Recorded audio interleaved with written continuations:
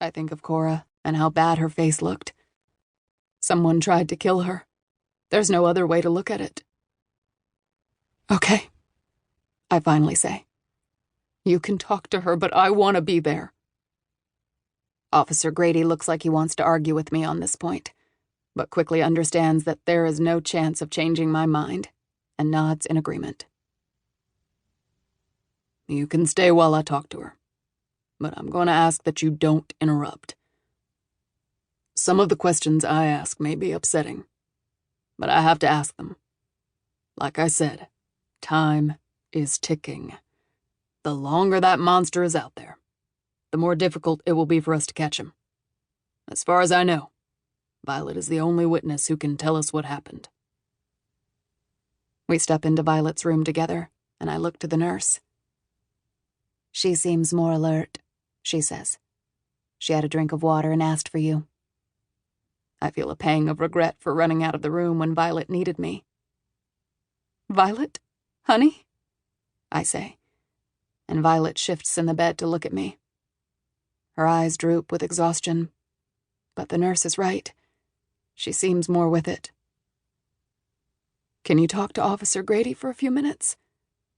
He has some questions for you. Violet nods and makes room for me to sit next to her. Are you feeling okay?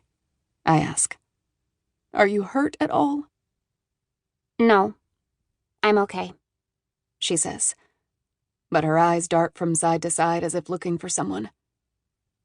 Officer Grady clears his throat and pulls a chair up right next to the bed and retrieves a notepad and pen from his pocket. I need to ask you some questions about this morning, Violet.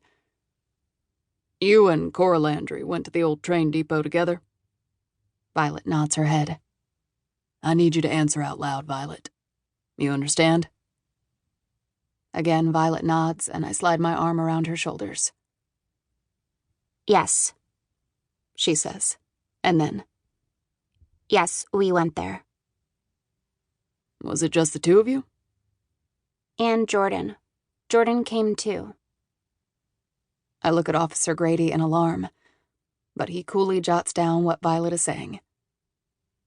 There was no sign of Jordyn at the train yard. Was she hurt too? Was she taken? Do you know where Jordyn went? He asks, and I'm relieved he at least asked the question. She wasn't there when we found you and Cora. Violet gnaws at her lower lip. I don't know. She was there with us, and then she wasn't. You and Jordyn were spending the night at the Landry house? Yes. How did you get to the train yard? We walked, Violet says, and then peeks sheepishly up at me. She knows she's supposed to ask me before she ever goes anywhere. I've learned the hard way with Max, and am trying to set firm rules with Violet. My fingers itch to look at my phone to see if Max has checked in, but I don't want to interrupt now that Violet's talking. The train yard is how far from Cora's house? A mile and a half or two? Officer Grady asks. Violet shrugs and he moves on. What time did you leave? Around midnight, she says without hesitation. Midnight? I ask, unable to stop myself. Why in the world would you three be roaming around town in the middle of the night? I feel Violet go rigid next to me. Officer Grady reaches over and pats Violet's knee. Hold tight, will you, Violet? I'm going to talk to your mom out in the hall for a sec. You're doing great. Officer Grady stands, and I slide out of my spot next to Violet and follow him into the hallway. Once out of earshot, Officer Grady turns on me. The agreement was I ask the questions and you listen, right? How am I going to find out what happened if you keep interrupting? A red flush creeps up his fleshy neck, and I realize he's right. I need to shut up. He's trying to get all the information he can so he can catch the bastard, and I'm stuck on Violet sneaking out in the middle of the night.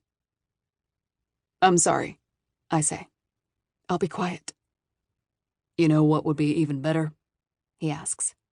If you would let me finish interviewing her without you in the room. Kids talk more if the parents aren't listening in. Again, I know he's right.